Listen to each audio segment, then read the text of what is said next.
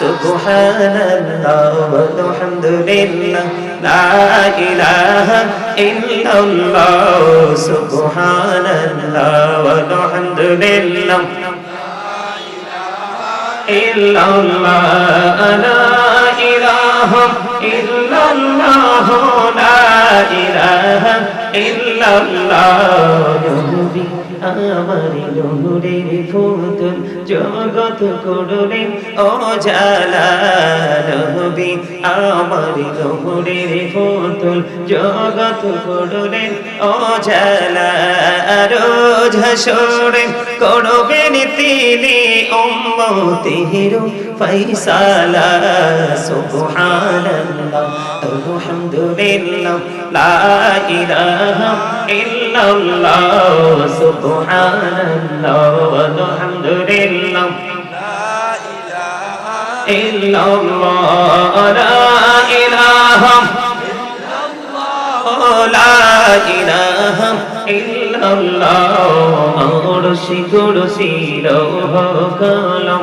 সৃষ্টি জাহান ওসিলা আরশি কুরসি লৌহ কলম সৃষ্টি জাহান ওসিলা যে আল্লাহ খুশি হইয়া নাম রাখিলেন হাবিবুল্লাহ সুবহানাল্লাহ আলহামদুলিল্লাহ লা ইলাহা ইল্লাল্লাহ সুবহানাল্লাহ আলহামদুলিল্লাহ লা ইলাহা ইল্লাল্লাহ লা ইলাহা ও নামের সাথী নাম মিশাইয়া যারে আল্লাহ পাঠাইলা নামের সাথী নাম মিশাইয়া যারে আল্লাহ পাঠাইলা নিজে আল্লাহ দোস্ত বলে তাহার প্রেমে মজিলা সুবহানাল্লাহ আলহামদুলিল্লাহ লা ইলাহা ইল্লাল্লাহ সুবহানাল্লাহ আলহামদুলিল্লাহ লা ইলাহা ইল্লাল্লাহ লা ইলাহা ও শাহাদাতের বাণী ঠোঁটে আসিলেন কমলে বলা শাহাদাতের বাণী ঠোঁটে আসিলেন কমলে বলা মক্কাতে ফুটিল রবি নরে নিল রে আলা আল্লাহ আলহামদুলিল্লাহ লা ইলাহা ইল্লাল্লাহ সুবহানাল্লাহ কান খোলে আলহামদুলিল্লাহ লা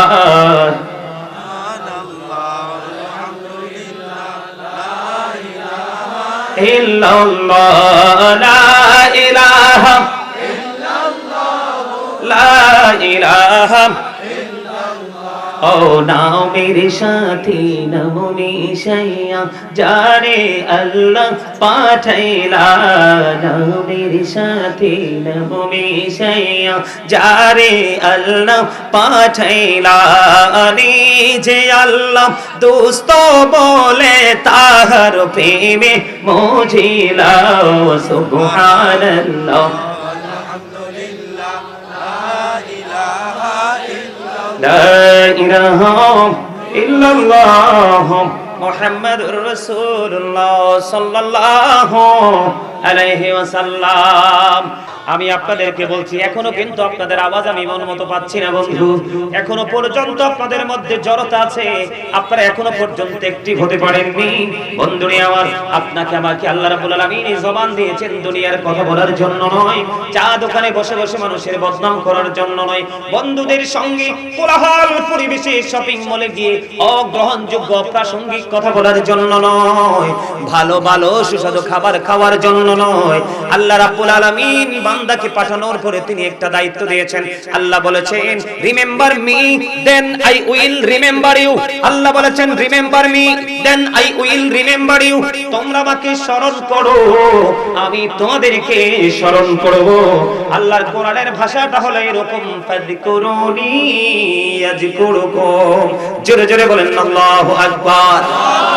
আমার কথা কি আপনারা বোঝেন? আল্লাহ বলেছেন তোমাদেরকে কুরবা ফলাও খাবার জন্য আমি পাঠাই নাই, দোকানে বসে বসে অগ্রহণযোগ্য যেটা ইসলাম বিরোধী কথা বলার জন্য পাঠাই নাই। বন্ধুদের সাথে জীবনে কত সময় তোমরা পাবে, আমি তোমাদেরকে একটা নির্দিষ্ট সীমা দিয়ে পাঠিয়েছি।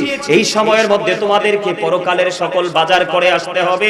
যদি বাজার করতে না পারো, তোমাদের মতো বিপদগ্রস্ত আর কেউ তো হবে না। পৃথিবীর ফকির একজনের দুয়ারে না পাইলে আরেকজনের দুয়ারে যাইয়া পায়। তুমি পরকালে যদি ফকির হও, মিসকিন হও, পৃথিবীর কোন দরজায় পারে কোন দরজায় তুমি কোনো সাহায্য পাবা না। এই জন্য এখন সময় আছে, হক্কানি আলেমদের সাথে যুক্ত হও, তাদের সাথে প্রেমের ডুরি লাগাও। আল্লাহ বলেছেন তাদের সাথে যুক্ত হয়ে জীবন অতিবাহিত করতে থাকো। আর আমি তোমার জন্য জান্নাতকে সুসজ্জিত করে রেখেছি। আসার পরেই দেখবা তোমার জন্য আমি আল্লাহ জান্নাতি খাবার পাঠিয়ে দিয়েছি। এই জন্য বন্ধু আমি আপনাদেরকে বলছি, আল্লাহ বলেছেন ফাযকুরুনি আযকুরুকুম। আল্লাহ বলেছেন remember me then I will remember you. তোমরা আমাকে স্মরণ করো, আমি তোমাদেরকে স্মরণ করব। জোরে জোরে বলুন না সুবহানাল্লাহ। তার মানে আল্লাহ বলছেন তোমরা আমার জিকির করো, আমি তোমাদের জিকির করব। তোমরা পৃথিবীর বুকে জিকির করবা, আমি আল্লাহ কথা দিলাম আসমানে তার চাইতে সুন্দর নূরানি জলসায় আমি আমার ফেরেশতাদেরকে নিয়ে তোমার স্মরণ করব। এটা হাদিস শরীফ বন্ধু। এই আলোচনাগুলো করার জন্য আমি আসিনি। আপনাদের দুর্বলতা দেখে আপনাদেরকে আমার কাছে মনে হয় lazy man, you are very weak, দুর্বল পার্টি। এই জন্য কথাগুলো বলছি যেন আপনারা নিজেদেরকে এক্সপেরিয়েন্স ম্যান হিসেবে প্রিপেয়ার করতে পারেন, প্রস্তুত করতে পারেন। বন্ধু আল্লাহর হাবিব বলেছেন প্রত্যেকটা মেশিনকে ক্লিয়ার করার জন্য একটা যন্ত্র থাকে, আর মানুষের মনের ঘরের ময়লা দূর করার যন্ত্র হলো আমার মাওলার জিকির। জোরে জোরে বলুন না সুবহানাল্লাহ। এখন আপনাদের প্রশ্ন আসতে পারে, বলে হুজুর জিকিরটা কেমন করে করব?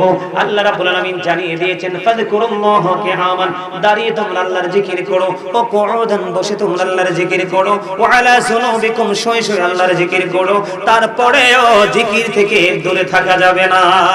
বন্ধুরে আমার নবী বলেছেন জিকিরটা জবান দিয়ে করা যায়, আত্মা দিয়ে করা যায়, তবে আত্মা এবং জবান দুইটা মিলে যেই জিকির করা হয় এই জিকিরটা হলো শ্রেষ্ঠ জিকির। জোরে জোরে বলেন না সুবহানাল্লাহ। আল্লাহর হাবিব বলেছেন তোমরা যখন জিকির করো এমন ভাবে জিকির করো মানুষ দেখলে যেন তোমাদেরকে পাগল বলে। সুবহানাল্লাহ বলেন না, আর জোরে বলেন না সুবহানাল্লাহ। এখনো মজা হয় নাই? আল্লাহর হাবিব বলেছেন সাহাবায়ে কেরামদেরকে তোমরা যখন জান্নাতের বাগানে আসা যাওয়া করো তখন তোমরা জান্নাতের বাগান থেকে কিছু ফল খেয়ে নিও।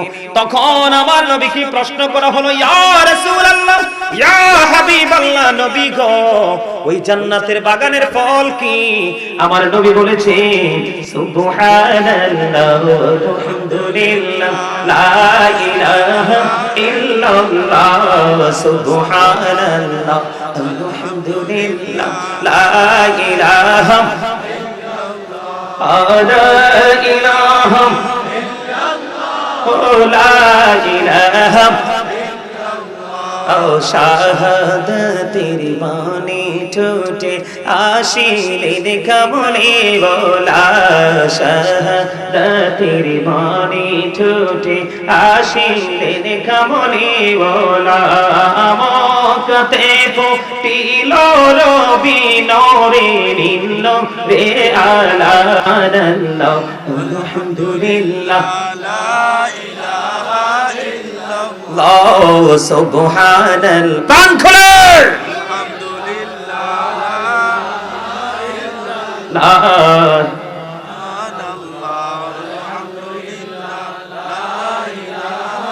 ইল্লাল্লাহ লা ইলাহা ইল্লাল্লাহ লা ইলাহা ও নাও মেরে সাথী নামো মিশাইয়া যারে আল্লাহ পাঠাইলা নাও মেরে সাথী নামো মিশাইয়া যারে আল্লাহ পাঠাইলা নিজে আল্লাহ দোস্ত বলে তাহার প্রেমে মজিলা সুবহানাল্লাহ লা ইলাহা ইল্লাল্লাহ মুহাম্মাদুর রাসূলুল্লাহ সাল্লাল্লাহু আলাইহি ওয়াসাল্লাম। এখনো পর্যন্ত কাঙ্ক্ষিত আওয়াজ আমি পাই নাই। জিকির ইজ দ্য হার্ট মেডিসিন। জিকির হলো হার্টের ঔষধ। যত বেশি জিকির করবেন তত বেশি হার্ট স্ট্রং থাকবে, আর হার্ট যত মানুষের স্ট্রং, মানুষ তত বেশি সুস্থ। বন্ধুরে আমার, আপনাদের আপন স্বজন কবরে আছে না নাই? আরো জোরে বলেন, আপনাদের প্রিয়জন কবরে আছে না নাই? আপনাদের মা বাবা দাদা দাদি নানা নানি আত্মীয় স্বজন কবরে ভালো থাকুক আপনারা চান কি চান না? আমরা চাই কি চাই না? যে জীবনে কোনো আমল করে না সেও চায় তার প্রিয়জন কবরে সুখে থাকুক। আপন জনকে সুখে রাখতে হলে বেশি বেশি করে জিকির করতে হবে। নবীকে ভালোবাসতে হলে বেশি বেশি করে দুরূদ জিকির করতে হবে। নবীর আদর্শ মানতে হবে। আল্লাহকে রাজি করতে হলে বেশি বেশি করে জিকির করতে হবে গো। বলে হুজুর জিকিরটা কি? সুবহানাল্লাহ বলেছেন আল্লাহর জিকির, আলহামদুলিল্লাহ বলেছেন আল্লাহর জিকির, লা ইলাহা ইল্লাল্লাহ বলেছেন আল্লাহর জিকির, আল্লাহু আকবার বলেছেন আল্লাহর জিকির।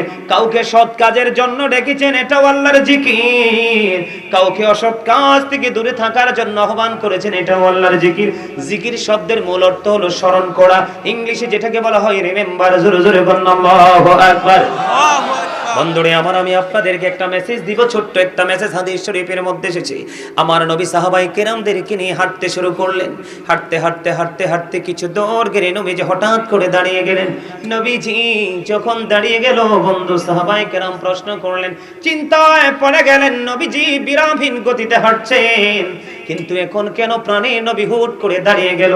আমার নবী যা দাঁড়িয়ে গেলেন, তিনি দাঁড়িয়ে থাকা অবস্থায় তিনি দেখতে পাইলেন যেখানে দাঁড়িয়েছেন পাশে গোরস্থান। ওই গোরস্থানের মধ্যে বন্ধু কবর আযাব চলতেছে।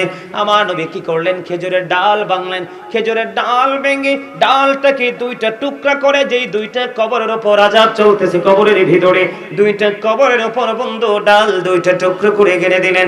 এবার সাহাবায়ে কেরাম সঙ্গীরা প্রশ্ন করলেন, ইয়া রাসূলুল্লাহ, ইয়া হাবিবাল্লাহ, নবী গো, ও প্রাণের নবী, আপনি কেন গো খেজুরের একটা ডাল দুই টুকরা করে দুই কবরের মধ্যে গেড়ে দিলেন?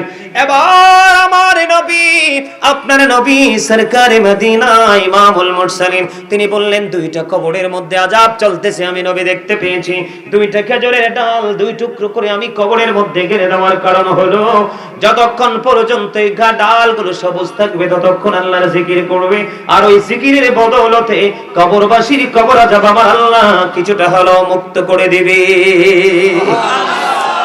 জিকিরের লাভ না লস?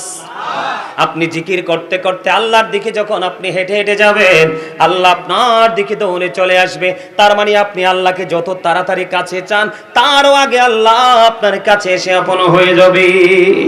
জোরে জোরে বলেন না সুবহানাল্লাহ। এই ট্রেনিংটা নিতে হলে আপনাকে কোথায় যেতে হবে? ট্রেনিং সেন্টারে, টিচিং প্রফেশনে যারা আছে, টিচারদের কাছে, ঠিক কিনা বলেন? আরো জোরে। এই যে আমি এতগুলো বললাম, কোরআন ও হাদিস থেকে সবগুলো তথ্য দিয়েছে কে? আপনার আমার প্রাণের নবী। যদিও আল্লাহর অর্ডার, আল্লাহকে আমরা কেউ দেখিনি, দেখবো না। যদি নসিব ভালো হয়, যদি জান্নাতি হতে পারি রে, প্রত্যেকটা জুমার দিনে আল্লাহ জান্নাতীদের সাথে দেখা করবে। জান্নাতীরা যখন একটা বার আল্লাহকে প্র্যাকটিক্যালি দেখতে পাবে, তাদের কাছে পৃথিবী, জান্নাত আর কোনো কিছু তাদের কাছে মধুময় মনে হবে না। তাদের কাছে সবচেয়ে শ্রেষ্ঠ মধু মনে হবে তার স্রষ্টাকে। জোরে জোরে বলেন না সুবহানাল্লাহ। আর জোরে বলেন না সুবহানাল্লাহ। পहिले নিরালাই গো নবী, পहिले নিরালাই, পहिले নিরালাই গো নবী, দুই কদমে চুমু খাবো, দুই কদমে চুমু খাবো, চরণে ধুলি মাখবো গায়ে, পहिले নিরালাই গো নবী, পहिले নিরালাই, পहिले নিরালাই গো নবী।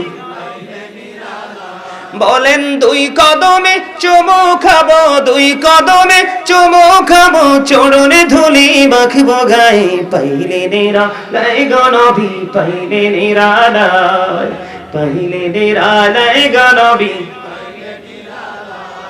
এখনো সবাই গান নাই, কয়েকটা যুবক কয়েকটা মুরব্বী ছাড়া সবাই কোন অচিন দেশে হারিয়ে গেছে। আমি কিন্তু লেখক, আমি কিন্তু রাইটিং প্রফেশনে আছি। আমার এই পিঞ্জির ভরা কিন্তু গজল, আম, নাত, ইসলামী সঙ্গীত। আপনারা যত চাইবেন আশা করি বিভিন্ন রকমের শান আপনাদেরকে আমি উপহার দিতে পারবো, তবে আপনাদের শোনার মতো সেই মানসিকতা লাগবে। কি লাগবে? আরো জোরে বলেন। শোনার মতো সেই মানসিকতা লাগবে। পারবেন গজল গাইতে? কে কে পারবেন হাত তুলেন তো দেখি। নারে তাকবীর, নারে রিসালাত, ইয়া রাসূলুল্লাহ, নারে গাউসিয়া, ইয়া গাউসুল আজম দস্তগীর, হযরত মাওলানা গাজী সুলাইমান আল কাদরি সাহেব। মহিষমারার পক্ষ থেকে লাল গোলাপ শুভেচ্ছা। আর মিয়া আপনার এলাকার লোক হাসতেও জানে না মিয়া, এটা হার্ট অ্যাটাক করে মরবো তো। এটা বলার উচিত ছিল কার? যিনি স্লোগান দিছে, নারাই দিছে, তিনি ওনার না? তো উনি যেহেতু ভুলে গেছে, আমি একটু মনে করাই দিছি, এটাকে ব্যতিক্রম হইল না? তো ব্যতিক্রম জিনিস দেখলে তো মানুষ হাসে, আপনারা তো হাসতেও জানেন না মিয়া। দোয়া করে দেন। আপনারা আমার ঘরের লোক, আপনারা আমার কাছের লোক, আপনারা যদি এত দুর্বল হন মিয়া, ওই কোন কি বলবো, বাহিরের মানুষগুলো হাজার হাজার লাখ লাখ মানুষ সিরিয়াল ধরে, বললাম না একটু আগে গত পরশু দিনের ঘটনা।